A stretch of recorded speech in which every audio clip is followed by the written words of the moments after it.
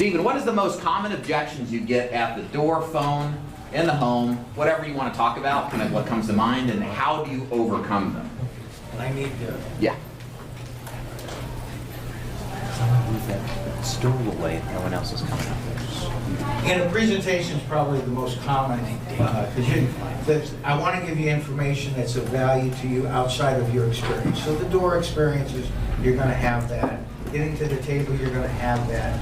I go in with a catalog very similar to what you have, and the first thing I point out is that yeah, I need a table because I'm going to show you. And I open it up. I say, there's a lot of stuff in here, and it's got my business card in there, and so I need a table so I can get to the table. But the most common complaint that I have, it sounds too good to be true.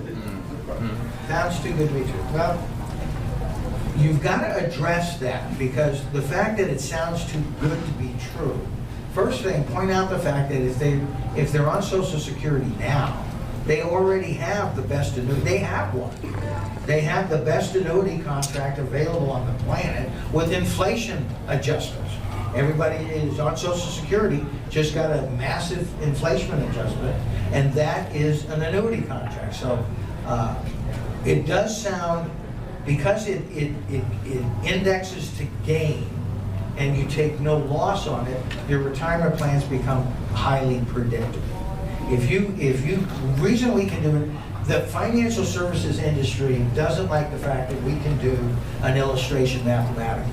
And the reason we can do that is because we don't take a loss, and we can pretty much show what's happened over the last 10 years, and historically speaking, what's happened over the last 20 years based on the conditions of the contract.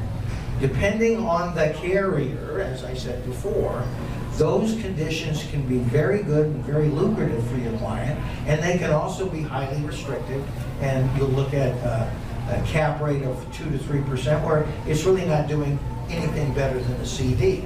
So, is it too good to be true? We have to consider surrender charge.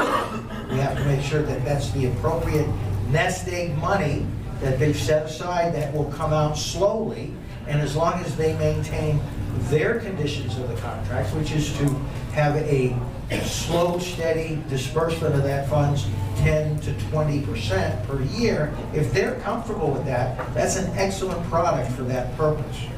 But that's the issue I have to. It sounds too good to be true.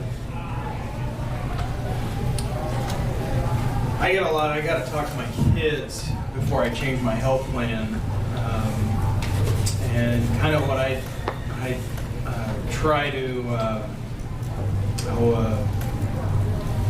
make sure that that's the only thing that they have holding them up, and then I kind of go over the fact. Well,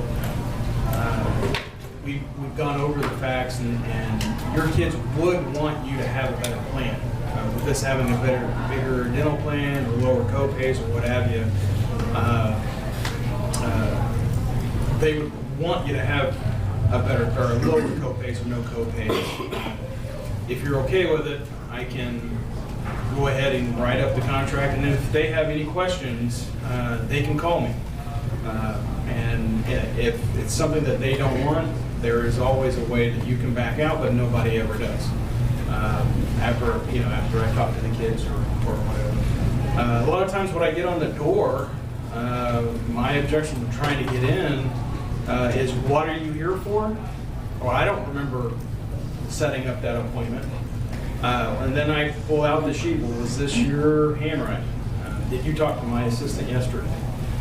They're just trying to kind of put up some fences before you get in the door, and it's easy to overcome that. Or they say, I already have that. I already have the 170 back. I don't need you here today. Well, this isn't totally about the 170. This is also about all of your benefits. Since you went ahead and filled out this card, give me 5 minutes, and I'll at least see if I can help you. It won't take me very long to see if I can increase your benefits in any way. So real quick, just a question for you. So you said when they give you an objection, you try to be sure that's the only one? Yeah. What is that called? What's What is that called? Objective isolation, Isolation agreement objective? Isolate, agree, overcome. Overcome. Right? Is that what you're doing? Yeah, that's what we were talking about. Yeah, That's yeah. what I taught my guys in the car business and Yeah. everything else. So it's just a sales tactic that I mentioned earlier, and I wanted to point it out. She asked me about it. Sorry. The question was biggest objection? Biggest objection, how do you overcome them? I'm over the phone, so a signature process. Signature process is sometimes challenging for a senior who has to receive a text message or an email in order to do it. Luckily, I do have the option to just do a quick three-way call and kind of knock it out like that as well. That's an issue from time to time where you're not probably seeing that issue yourself because you're face-to-face. Or a lot of times I'll say, oh, whoa, this is, I've got Humana, I love Humana, I don't ever want to change. That's great, Dave. I mean, I love Humana too. I wouldn't want to change anything either, but you know, it's kind of like you're driving I think I actually just said this. You're driving a 2019 Ford Mustang GT, great car, but if you can get into a brand new 2023 with today's technology for no money, but now it's also under warranty, wouldn't you do it? So I kind of hit him with it, you know, who could say no to that? So let's just take a look. Maybe there's just an upgraded version of your exact plan right now with the same carrier. See the same doctors, change nothing, except you got the newer model. Does that make sense? Yes, and then I move on.